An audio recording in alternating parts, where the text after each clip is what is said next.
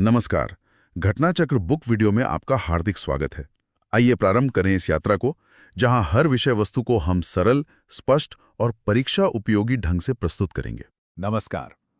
चलिए आज एक बहुत ही कमाल के सफर पर चलते हैं। हम देखेंगे कि कैसे एकदम अंतरिक्ष की बड़ी-बड़ी ताकतों से लेकर हमारे पैरों के नीचे की जमीन तक सब कुछ एक दूसरे को कैसे आकार देता है। तो ये रहा आज का हमारा रोड मैप। सबसे पहले बात करेंगे ग्रह के बड़े-बड़े चक्रों की, फिर देखेंगे कि जलवायु को कंट्रोल क्या करता है।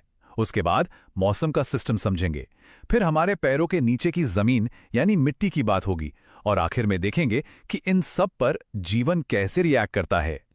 ठीक है, तो शुरू करते हैं। हम शुरुआत करेंगे सबसे बड़े एकदम मैक्रो लेवल से। बात करेंगे उन लंबे धीमे चक्रों की जो हजारों लाखों सालों में हमारी दुनिया का मौसम, उसकी लय तय करते हैं। ये सवाल ही सुनने में थोड़ा अजीब लगता है ना, कि क्या पृथ्वी की अपनी ऑर्बिट में जरा सी हलचल या उसका हल्का सा डगमगाना क्या सच में एक पूरा आइस एज ला सकता है? क्या ये मुमकिन भी है? और जवाब है बिल्कुल हाँ। और इसका पूरा का पूरा क्रेडिट जाता है मिलनकोविच थियरी को। ये थियरी यही समझाती है कि कैसे पृथ्वी की चाल में होने वाले ये छोटे छोटे बदलाव असल में एक मास्टर स्विच की तरह काम करते हैं। यही वो स्विच है जो हमारे ग्रह पर हिमयुग को ऑन या ऑफ करता है। अच्छा, तो अब ऑर्बिट से जरा जूम इन करते हैं और अपने ग्रह पर आते हैं। देखते हैं कि हमारी पृथ्वी पर वो कौन सी बड़ी ताकतें और फीचर्स हैं जो यहाँ के जलवायु के नियम तय करते हैं। देखिए, धरती के ऊपर जो हो रहा है वो तो है ही, लेकिन उसके नीचे की ताकतें भी बहुत जरूरी हैं। जैसे 1962 में हैरी हेस ने सी फ्लोर स्प्रेडिंग की थ्योरी दी।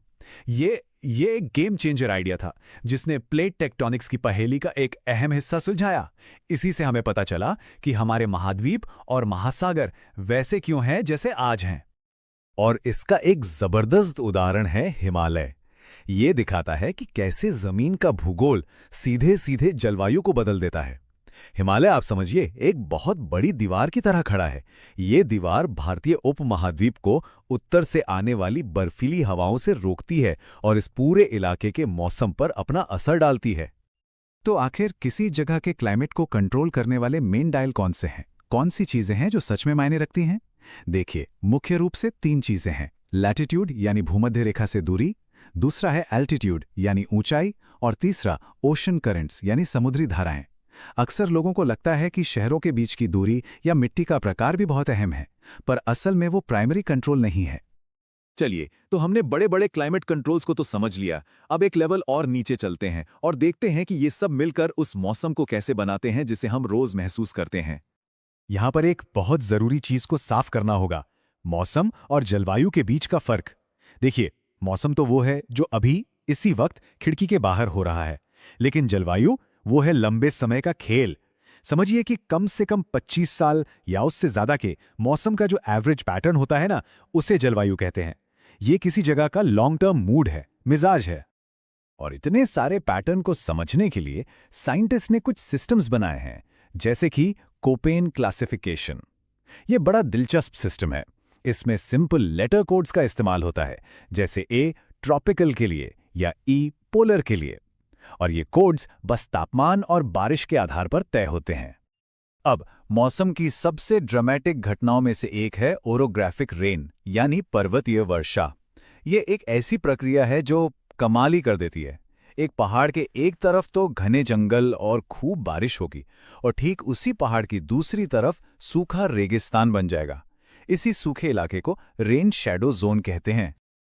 और अगर इससे भी बड़े स्केल पर देखें तो प्रशांत महासागर में एक पैटर्न है, एल नीनो।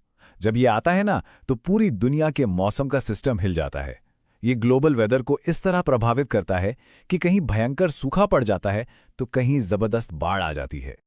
तो आसमान और हवा की बातों से अब हमारा सफर हमें सीधे जमीन पर लेकर आता है, उस मिट्टी पर जो असल में हर तरह के जीवन का आधार है। अक्सर हम मिट्टी को बस मिट्टी या धूल समझकर नजरअंदाज कर देते हैं, पर सच तो ये है कि ये एक बहुत ही कॉम्प्लेक्स और जिंदा चीज है। इसका बनना कोई आसान काम नहीं है। जमीन की ढलान कैसी है, नीचे की चट्टान कौन सी है, मौसम कैसा है, और सबसे जरूरी ह्यूमस यानी कि जो जैविक पदार्थ हैं वो कितने हैं, ये सब मिलकर तय करते हैं कि मिट्टी में कितना दम है, कितनी जान है। और पता है, 1 इंच उपजाऊ मिट्टी बनने में हजारों साल लग जाते हैं, लेकिन हवा या पानी के कटाव से वो मिनटों में बह सकती है। इसीलिए इसे बचाना बहुत बहुत जरूरी है। और इसके लिए कई तरीके हैं, जैसे कि इंटरक्रॉपिंग, शेल्टर बेल्ट्स और मल्चिंग, जो मिट्टी को अपनी जगह पर बनाए रखने में मदद करते हैं। अच्छा, तो अब तक हमने सारे फैक्टर्स देख लिए, ग्रह के लेवल पर भी और लोकल लेवल पर भी। अब सबसे दिलचस्प हिस्से पर आते हैं कि जीवन यानी लाइफ इन सब के हिसाब से खुद को कैसे ढालता है। ये एडेप्टेशन सच में कमाल के होते हैं। इसका एक बेहतरीन उदाहरण है एलन का नियम। ये एक बड़ा ही फैसिनेटिंग रूल है जो बताता है कि क्लाइमेट सीधे सीधे जानवरों की बॉडी शेप को कैसे तय करता है।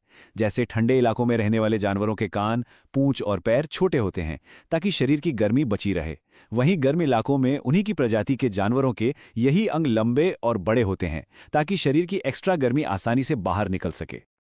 और ये कनेक्शन सिर्फ जानवरों तक ही सीमित नहीं है, ये इंसानों पर भी लागू होता है। अलग अलग मानव समूहों का इतिहास और वो कहाँ बसे हैं, ये उनके भूगोल और जलवायु से बहुत गहराई से जुड़ा हुआ है। जैसे ध्रुवीय इलाकों में एस्किमो लोग रहते हैं, या म्यांमार में बामार लोग, या फिर नेपाल में मगर और थारू समुदाय। इन सब का रहन सहन इनके माहौल से ही बना है। तो इस पूरे सफर का निचोड़ क्या है? सार बस इतना सा है कि हमारी दुनिया में कोई भी चीज आइसोलेशन में काम नहीं करती। सब कुछ कनेक्टेड है। एक ग्रह के हल्के से डगमगाने से लेकर एक पहाड़ की परछाई तक, हर एक चीज एक ही बड़ी इंटरकनेक्टेड कहानी का हिस्सा है। और यहीं पर हम एक आखिरी बड़े सवाल पर आकर रुकते हैं। अगर ये वो ताकतें हैं जिन्हें हम देख और समझ सकते हैं, जो जीवन को इतना गहरा आकार देती हैं, तो फिर सोचने वाली बात यह है कि ऐसे और कौन से अनदेखे कनेक्शंस हैं, कौन से अदृश्य पैटर्न्स हैं जो ठीक इसी वक्त हमारी दुनिया के भविष्य को आकार दे रहे हैं।